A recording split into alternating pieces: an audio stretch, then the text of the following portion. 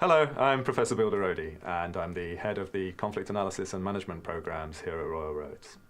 And my name is Dr. Malisius, and I'm an assistant professor in the School of Humanitarian Studies.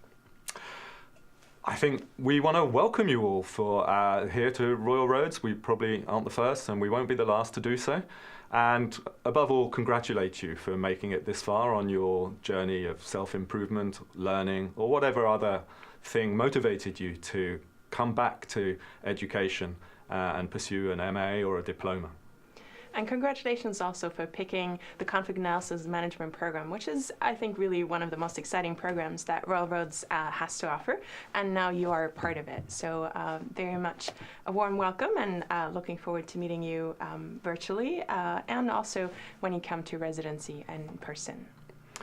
One of the great things about our program is the sheer variety of individuals that participate in it. You'll find when you get here, if not earlier, that you come from such a wide variety of backgrounds, some of you with labour relations experience, others working in government, many working for non-profits, some in the military, the police, pretty much any organisation you can imagine in Canada, and that brings so much benefit to the classroom.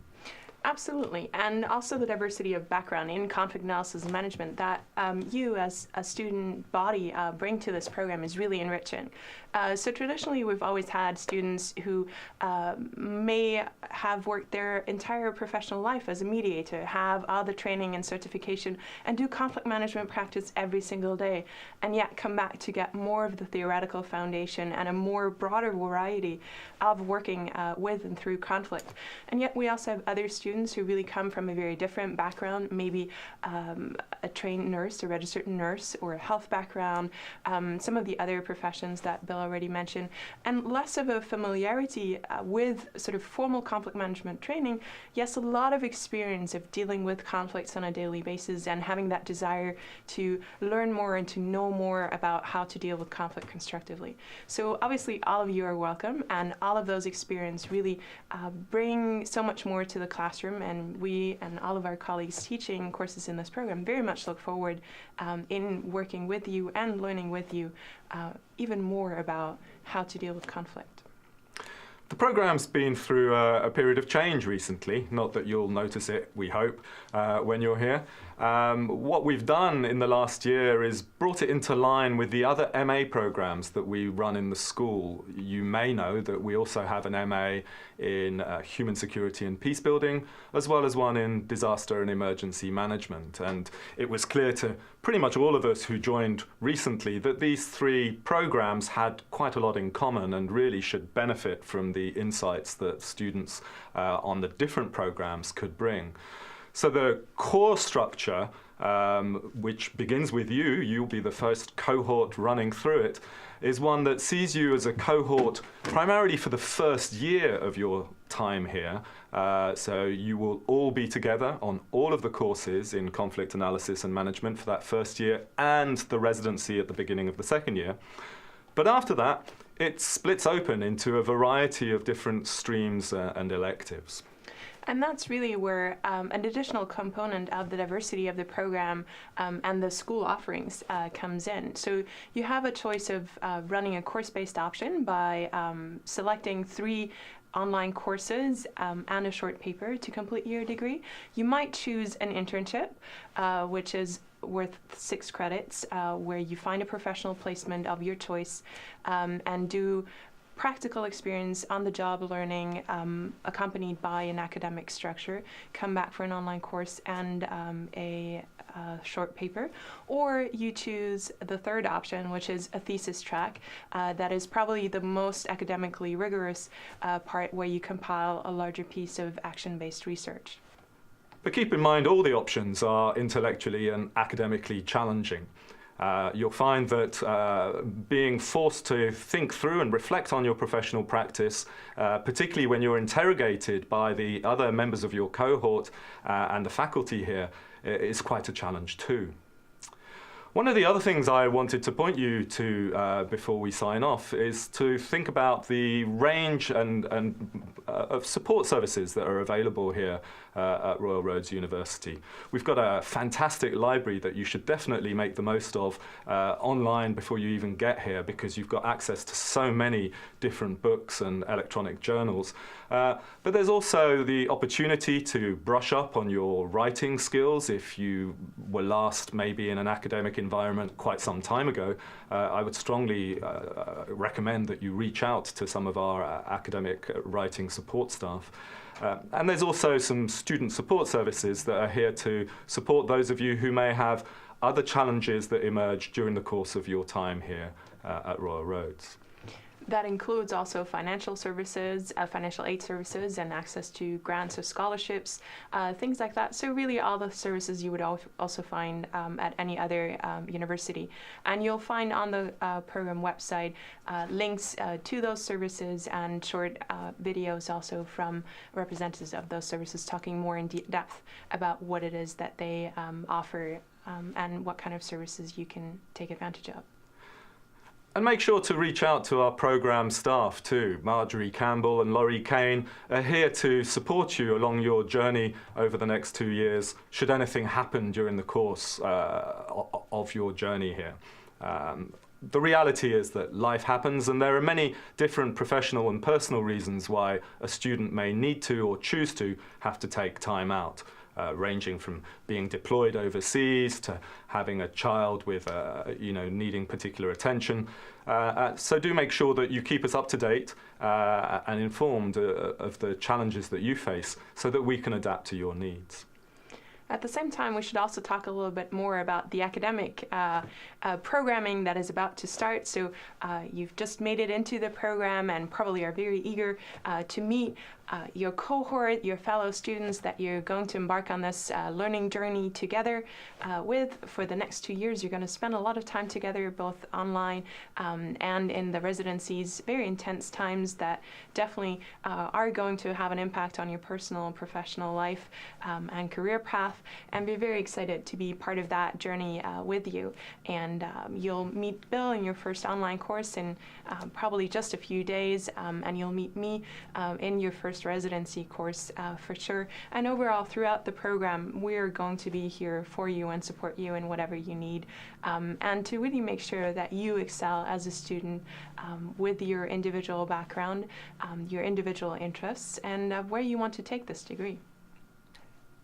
Just as you're about to embark on the program, we wanted to give you a little bit of an outlook. You've read the outline, you've applied to the program, so you probably kind of have an idea of what to expect. But just in case, so as you know, the first course you're going to be enrolled in is the Foundations course, in a way to bring everyone at the same level and sort of familiar with the terminology, and also to kind of get started into the program. And that is the course that Bill is going to be teaching.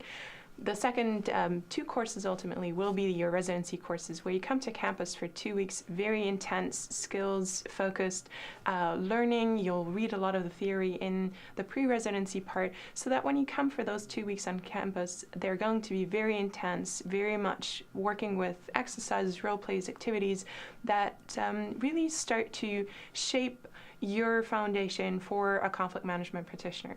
If you already come with previous training or skills, we welcome that a lot and integrated that into the classroom learning.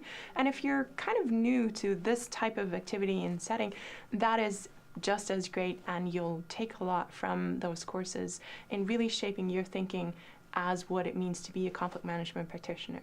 The residencies are a really vital part of this program. We only get 2 weeks each year to see you face to face, and we've decided really to roll as much of the practice element of the program into that 2-week period. So be prepared to be physically and intellectually exhausted by the end of it.